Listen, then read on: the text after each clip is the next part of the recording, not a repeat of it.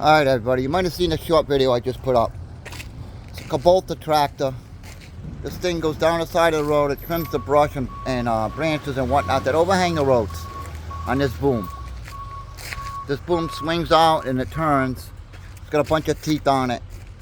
Anyways, I fixed this thing a number of times. It broke off at the top here on the boom. I've had to reinforce it. This bottom's broken once or twice. Papa Getty had to rebuild all of that. We got another problem.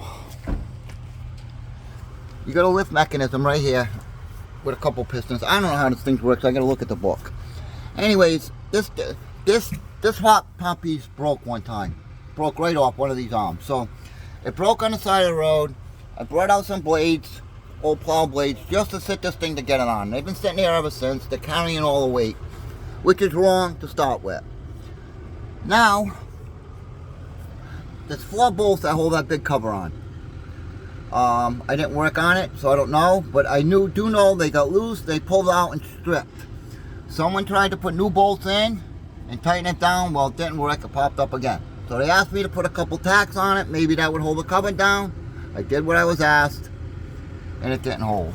Obviously, you can see the cover. I don't know how well you can see it. It's lifting up. So we're back to it again. I think it needs a housing. We're going to bring it in, strip this thing all down, and get a good look. So, that's my project. Up next, brush eating, stupid fixing, whatever you want to call this thing. So, keep an eye out for an update. Once I get inside and all apart and a better view of it, I'll bring you guys aboard. Thanks for watching. We'll see you on the next one.